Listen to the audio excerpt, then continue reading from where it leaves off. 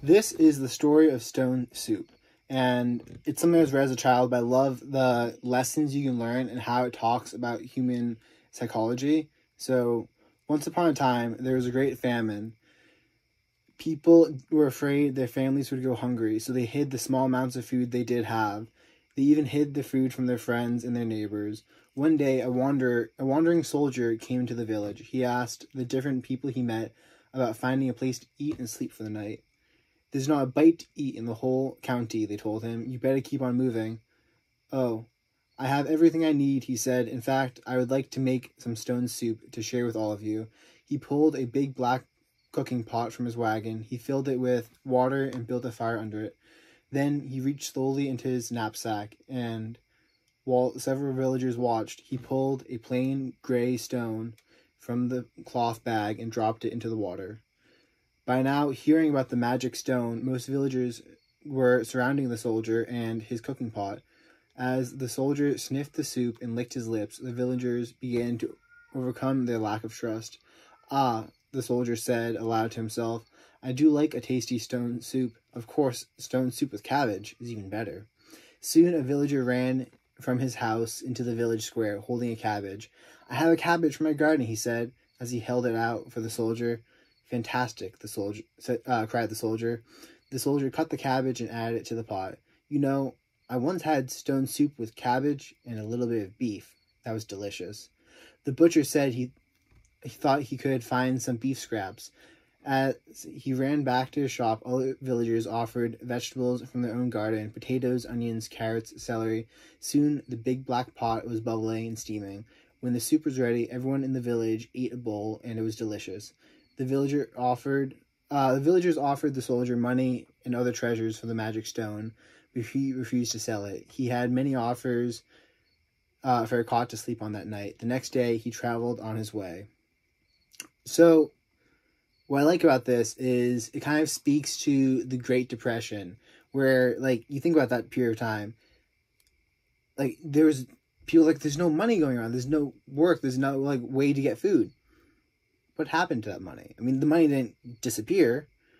And when you think about it, it's very accurate in the name, the Great Depression. People lost faith in the system. They lost faith in the economy. So they stopped spending the money and they now started storing it up.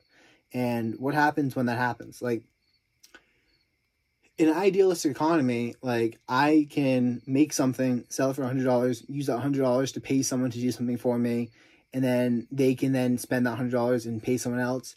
So that $100, once used over and over again, it's still $100, but it has the effect of benefiting many people, and thousands of dollars worth of goods or services can be transferred with that $100 alone. But during the Depression, people stopped spending, so that $100 becomes basically $0 because it just gets stored away and stashed under some mattress. And that's kind of what we have in the story. Like, people were stashing away their food. They were worried about the famine. And that's what depression is. Like, people get worried that there's not going to be any money. So they're like, why would I invest my money? Why would I risk the little money I have on making more money when I should save this to make sure my family's taken care of? And while that is one way to go about it, the other way is to bring the society out of the state of hopelessness that it finds itself in through creative endeavors and new ideas, or really kind of just like confidence. And you could also think of this as a metaphor for like starting a company, because the founder kind of like goes off. He's like, oh yes, I have my company and it's quite an amazing company. Look at me. That's his company is a little stone soup. He's like, ah, sir, you know what makes a really good company? My company plus a graphic designer. The graphic designer joins his company. Now he's like, oh, look at my great company. I have my company and a graphic designer. You know what? I once had a company with a graphic designer and an engineer.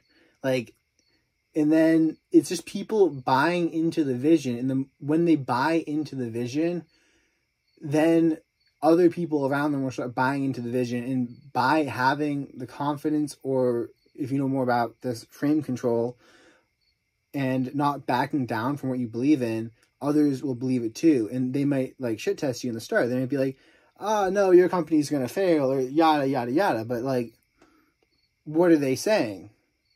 They aren't even necessarily saying what they believe. They're saying stuff to get your reaction in order to understand how confident you are in your ability to succeed.